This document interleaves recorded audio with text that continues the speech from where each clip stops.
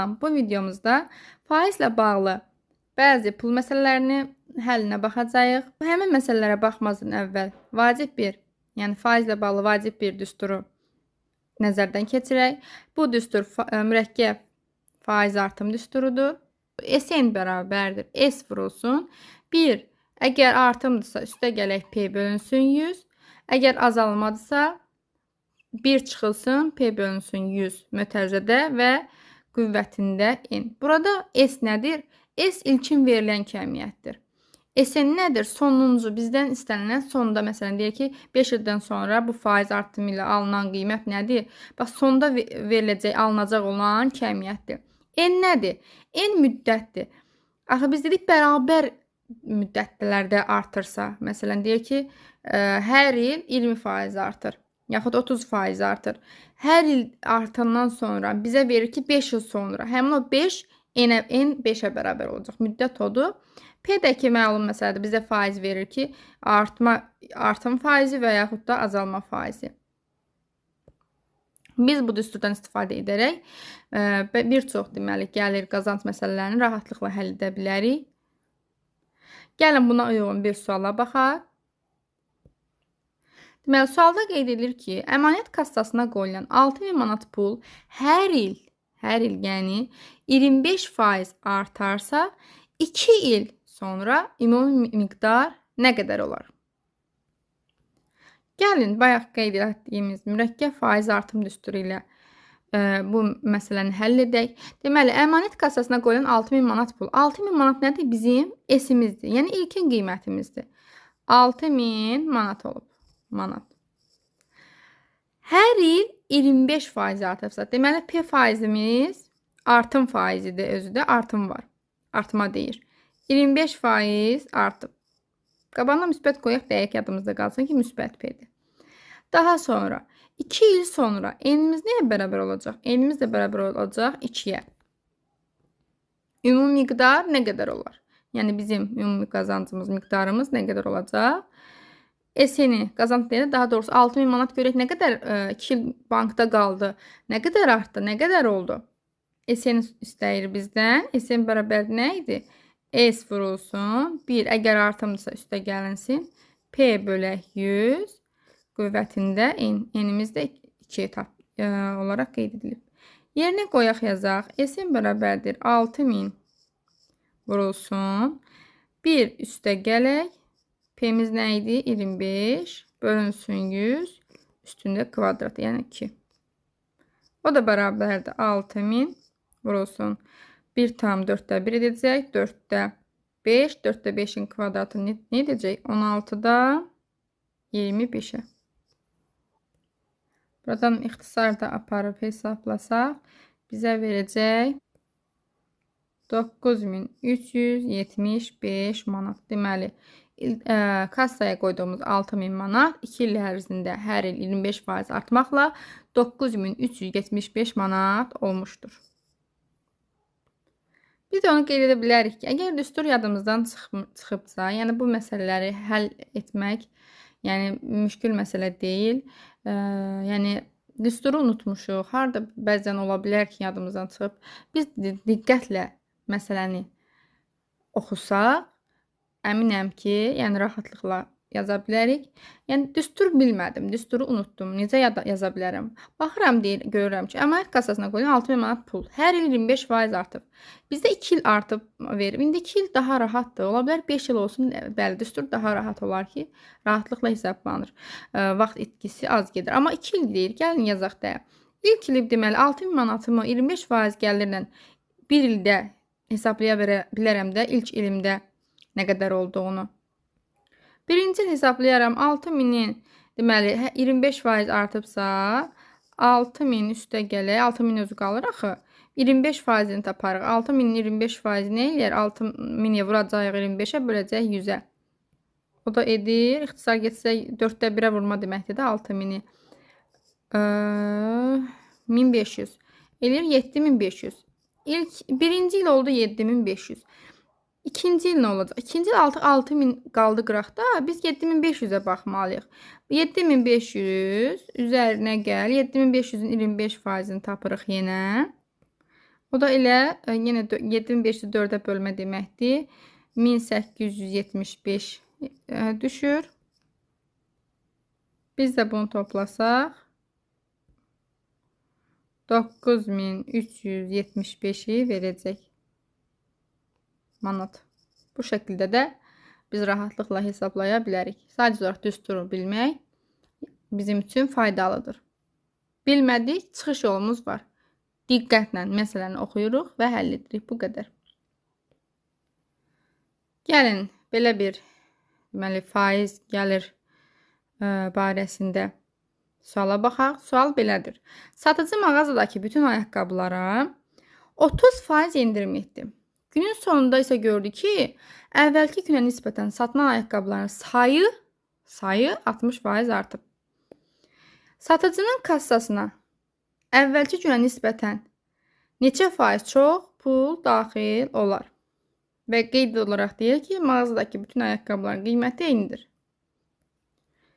Gəlin, deməli, əvvəlki gün satılan, yəni endirimdən əvvəlki gün satılan ayaqqabı sayını x olaraq işarə edək və endirimdən əvvəlki, deməli, ayaqqabı qiymətini y olaraq işarə edək. Sonra neynədik? Sonra gördük ki, x, deməli, ayaqqabı sayımız, deməli, əvvəl ayaqqabı sayımız x idisə, qiyməti y idisə, qiyməti 30% indirdi. 30% indirmək nə deməkdir? Yəni, y-in 30%-i 0,3 y-dir. 0,3 y azaltdı. Nə qədər qaldı? 0,7 y-imiz qaldı. Deməli, endirimdən sonra, məsələn, əvvəl y idisə, indi oldu 0,7 y qiymətimiz. Bəs say necə dəyişdi? Say da 60% artdı. X-in 60% nədir? 0,6x-dir. Biz indi artıbsa üzərinə gəlməliyik. 0,6 x-i neçə edir? 1,6 x. Bu da oldu sayımız. Bizdən istənilən nədir? Əvvəlki günə nisbətən neçə faiz çox pul, deməli, qazanıbdır bizim satıcı.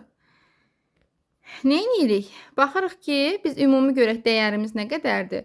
Sayımız oldu 1,6x ayaqqabı sayı var.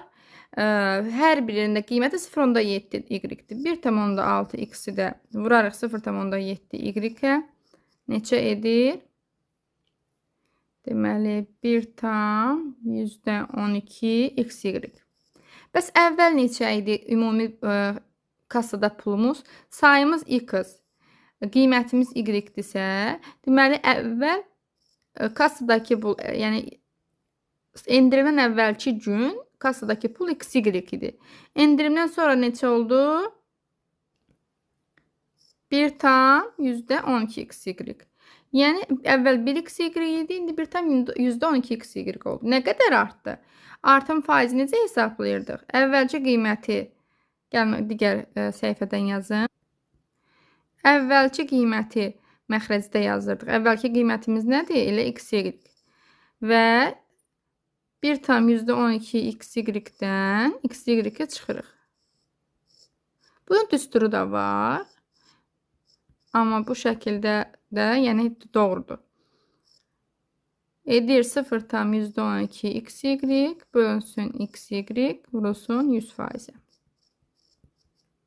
Xy-lər getdi, qaldı 12%.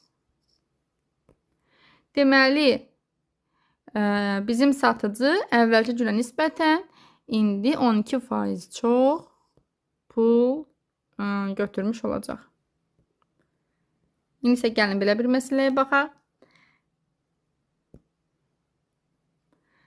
Elgün maya dəyərləri 40 manat ilə 50 manat olan köynəyi və ayaqqabını uyğun olaraq 30 və 40% gəlirlə satdı.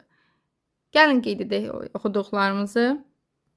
Deməli, köynəyimiz 40 manat idi, 30% gəlir əldə etməlidir. 40-ın 30%-i 12-dir. 40-ın üstə də 12 gələndə, deməli, bu köynəyi satıb 52 manata. Sonra ayaqqabı neçədir? 50 manata deməli maya dəyəri. 40%, 50-nin 40%-ni tapırıq edir 20. 50-nin də üstünə 20 gəlir, edir 70 manat. Deməli, ayaqqabını da satmışıq, satıb 70 manata. Daha sonra maya dəyəri 110 manat olan kostyumdur. Kostyumu da yazaq. İlkin qiyməti 110-dur. 20% zərərlə. 20% zərər nə deməkdir? 110-un 20%-ni tapırıq. Deməli, bura manat yazaq. 110-un 20%-ni tapan nə edir? 110-u 20-yə vurub 100-ə bölür. Edir 22. 110-un da 22-ni çıxırıq. Deməli, edir 88.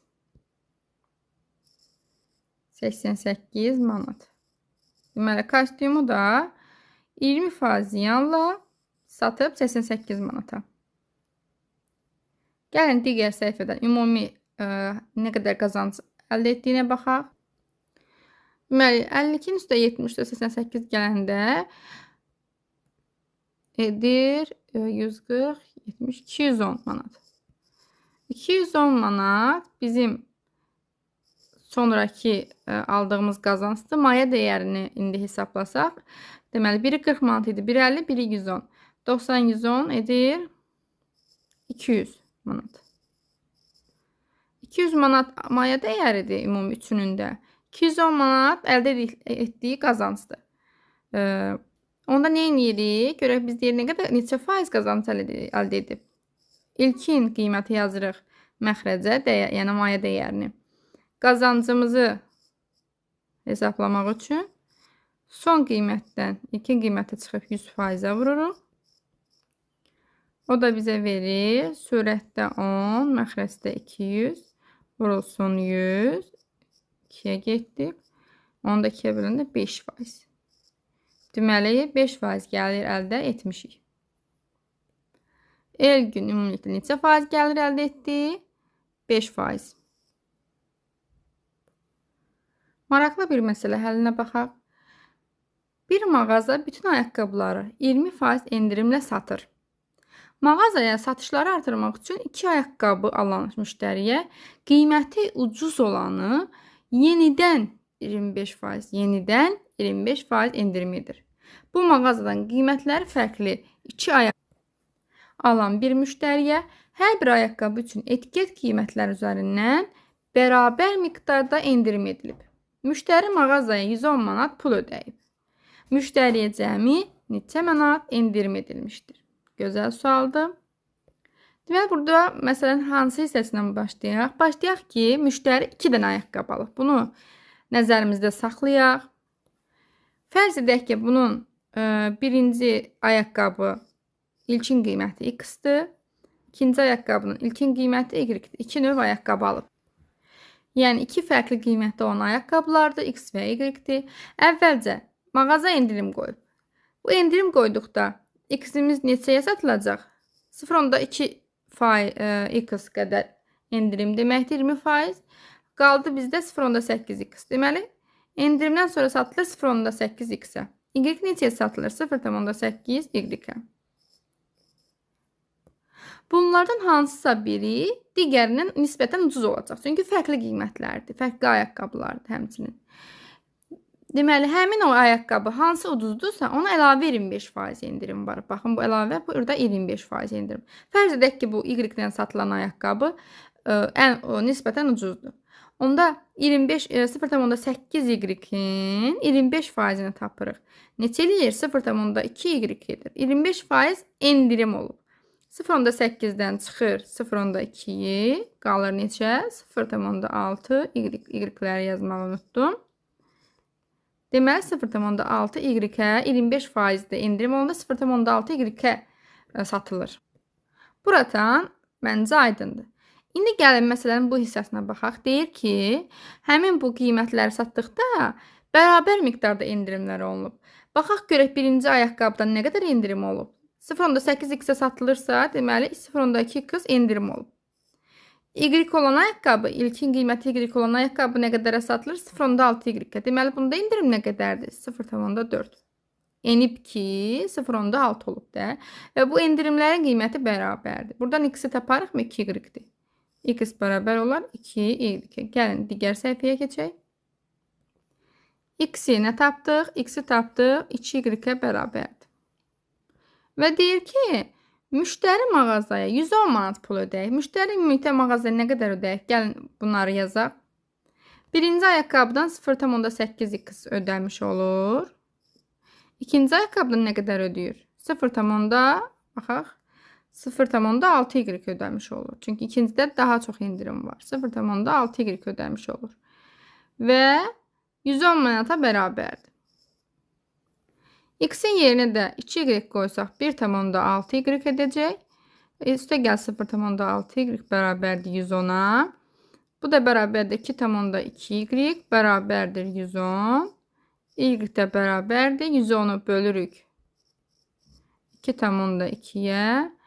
Neçə edir? Edir 50. Deməli, y-imiz bir ayaqqabımız, ucuz olan ayaqqabımız y idi də. Y-imiz 50 manatdır. Yəni, y alan ayaqqabı 50 manat dəyərində idi. Birinci ayaqqabım neçə idi? Deməli, o birisi ayaqqabım deməli 100 manata satılır. İndirimlərdən əvvəl. Baxın, indirimdən əvvəl biri x-dir, biri y-dir. Bizdən nə istəyir? Bizdən istəyir ki, müştəriyə cəmi neçə manat indirim edilmişdir? Aha, müştəriyə deməli, birinci ayaqqabıdan nə qədər edilmişdir? 0,2x. Baxın, 0,8x-ə satılmışdır, 0,2x-ə indirim edilmişdir. 0,2x indirim edilib. Bir də o birisi ayaqqabıdan da 0,6y satılırsa 0,4y indirim edilib. Bizdən bunu istəyir. X-in də yerinə qoysaq 100-ü edir 20. Y-in də yerinə 50 qoysaq edir 20. 20-nin də üstünə 20 gələndə 40. Deməli 40 manat indirim edilmişdir ümumi. Y variantı. Növbəti sualımıza baxaq. Burada deyir ki, satıcı aldığı malı 15% ziyanla 4250 manata satdı. Həmin malı 6250 manata satsaydı, neçə faiz gəlir əldə edərdi? Burada biz tənasüb də qura bilərik. Tənasübü necə qurarıq? Deməli, aldığı malın 15% ziyanladısa, deməli, 15% ziyan yerdə nə qədər qalır? 85% qalır da. Deməli, 85%-i 4250-dir. Bəs 100%-i nə qədərdir? X-dir. Belə də tapa bilərik. Daha sonra da 6250 X-im olacaq 100%, 6250 olacaq Y%. Yəni X-i tapacaq ədəd. Yəni elə bu üsulunda yoxlayaq, amma faizlə də hesablayıb rahat tapa bilərdik. Buradan X-i tapsaq, nə edirik? Kənar hədlərin hasili orta hədlərin hasilinə bərabərdir və oradan da X-i biz müəyyən eləsək 4250 vurulsun 100 bölünsün 85 yaza bilərikmi? Bəli, yaza bilərik. Bu da bizə verəcək 5000. Deməli, əvvəl ziyansız halda maya dəyəri neçədir bu bizim deməli malımızın? 5000 manat. İndi 5000 manatım deyir ki, 5000 manatı bildik. Əgər deyir 6250 manata satsaydı neçə faiz gəlir əldə edərdi? Bunu da yenə tənasüb qrup yaza bilərik ki, 5000 100%dir. 6250 manatım neçə faizdir? Olsun, Y olsun ki, qarışmasın. Y%. Buradan da biz Y tapa bilərik. Neyin yeri? 6250-ni vururuq 100-ə. Bölürük 5000-ə. Sıfırlar getdi. Qaldı 625-də 5-ə böləndə 125. Deməli, 6250 125% deməkdir. Yəni, 25% gəlir əldə etmiş olardı. Bu tənasüblə yoludur. Elə bu şəkildə də doğrudur. Bu şəkildə hesablamaqda çox rahatdır. Digər yol da elədən ya tənasüb şəklində yazdım, ya da ki, bu şəkildə yazdım. Elə eyni mənaya gəlir. Deyək ki, 15% ziyanla 4250-yə satılıbsa, yerinə qalır 85%. 85% 4200 olan ədədi tapırıq deməkdir. Onu da faizə görə ədədi tapanda ədədi 100-ə vurub faiz göstərən ədədə bölürdük. Yine buradan da eyni tənasübdə aldığımız qiyməti alırıq da. Eyni şey olur çünki fərqli ola bilmərik ki. 5000 edəcək. Daha sonra da həmin malı 6250 manata satsaydıq. Ümumi gəlir düsturundan tapardıq ki, neçə faiz gəlir əldə edərdi? 6250 çıxılsın 5000. Burada modulda yazırdıq ha ki, görə neçə faiz idi? Bölünsün 5000-ə, vurulsun 100-ə. 100 faizlə. Buradan da sürətdə qalır 1250, məxrəcdə də 5000-i yazırıq, vurulsun 100 faizə. Buradakı 2 sıfır getdi, 1250-ni də 50-yə böləndə neçə düşür? 25 faiz düşür. Və 25 faiz artım var, gəlir var. Bu şəkildə də rahatlıqla tapa bilərik. Sizin üçün hansı rahatdırsa o üsulla da edə bilərsiniz. Bu videomuzda deməli maraqlı faizlə bağlı, artımla bağlı məsələlərə baxdıq. Ümid edirəm ki, sizin üçün faydalı oldu. Faydalı oldusa abunə olmağı və bəyən butonuna basmağı unutmayın. Həmçinin izahını verməyimi istədiyiniz hər hansı bir məsələ və yaxud test tapşırıq olarsa şərhlər bölümündə qeyd edə bilərsiniz.